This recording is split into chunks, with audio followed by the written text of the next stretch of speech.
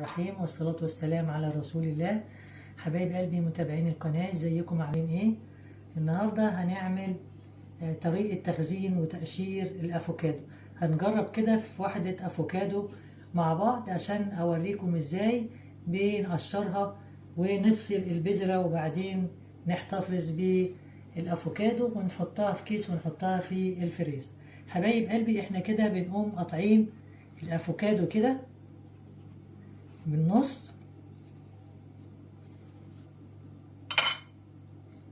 كده حبايبي، وبعد كده بنتكة كده على الجزء اللي فيه البذرة، بنطلع البذرة نحطها في الطبق.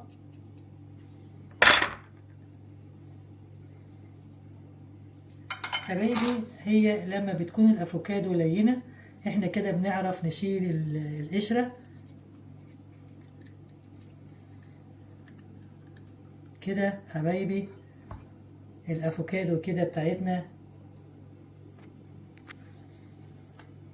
برضو هنشيل القشرة بتاعت الافوكادو بتاعتنا بنفس الطريقة دي، وهي لما بتكون لينة معانا بتبقى مستوية، بتبقى سهلة ان احنا نفصلها عن القشر. حبايب قلبي دي كانت الطريقة بتاعت الافوكادو بتاعتنا. كده احنا فصلنا القشر عن ثمرة الافوكادو.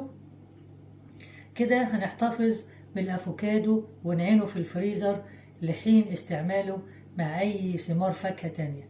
يعني ممكن نعمل العصير الافوكادو مع المانجا، او افوكادو مع الجوافة، او مع الاناناس، او مع الرمان، او مع اي فاكهة عندنا في البيت ممكن نعملها منها عصير مع الافوكادو، ونعينه بقى في الفريزر لغاية لما بنحط في الكيس على حسب كمية العصير اللي احنا عايزين نستخدمه. يعني ممكن نحط في الكيس 2 ثمرة افوكادو، وممكن نكتر على حسب عدد افراد الاسرة. حبايبي ده حبايب قلبي ده كان الفيديو بتاعنا النهاردة. يسعدني ويشرفني اشتراككم في القناة، واعملوا لايكات كتير عشان يوصلكم مني كل ما هو جديد. حبايب قلبي استودعكم الله الذي لا تضيع ودائعه، وإلى أن نلتقي في فيديو آخر جديد. لكم مني ألف تحية وألف سلام، وإلى